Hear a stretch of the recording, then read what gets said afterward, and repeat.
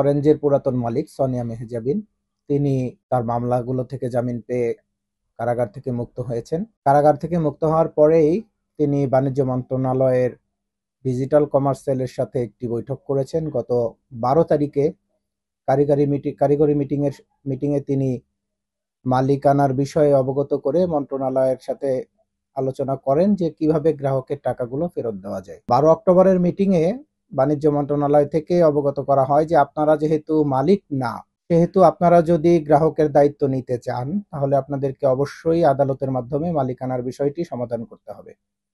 আপনারা যদি মালিকানার বিষয়টি সমাধান করে আসেন তাহলে আপনাদের মাধ্যমে আমরা গ্রাহকদের যে টাকা বাংলাদেশ ব্যাংকের এসএসএল এ পেমেন্ট গেটওয়েতে আটকে আছে সেই টাকা সারকরণের জন্য আমরা আপনাদের উপরে বিশ্বাস করতে পারি, কিন্তু আপনাদেরকে আগে মালিকানার বিষয়টি সমাধান করতে হবে।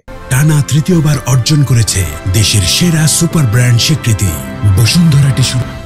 এরই প্রেক্ষিতে সোনিয়া মেহজাবিন বিভিন্ন সিনিয়র আইনজীবীদের সাথে পরামর্শ করে তিনি সিদ্ধান্ত গ্রহণ করেন যে যেহেতু ঢাকা উত্তর সিটি কর্পোরেশন থেকে তার অরেঞ্জ শপ নামের যে প্রতিষ্ঠানটি ছিল, ই কমার্স মার্কেটিং প্রতিষ্ঠানটি ছিল, সেই প্রতিষ্ঠানটি মালিকানা পরিবর্তন হয়েছে এবং মালিকানা পরিবর্তন হয়ে বিথি আক্তারের নামে মালিকানা সংশোধন হয়ে গিয়েছে, সেহেতু তিনি আদালতের শরণাপন্ন হবেন এবং এই সিদ্ধান্ত অনুযায়ী তিনি গতকাল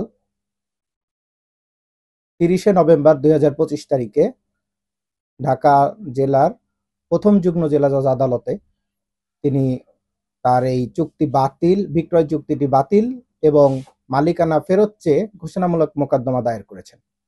আমরা আশা করছি যে দ্রুতই আমরা আমাদের এই মামলার মাধ্যমে মালিকানা ফেরত পাবো এবং গ্রাহকরা তাদের অর্থ ফেরত পাওয়ার জন্য আদালতের এই রায় খুবই গুরুত্বপূর্ণ ভূমিকা পালন করবে।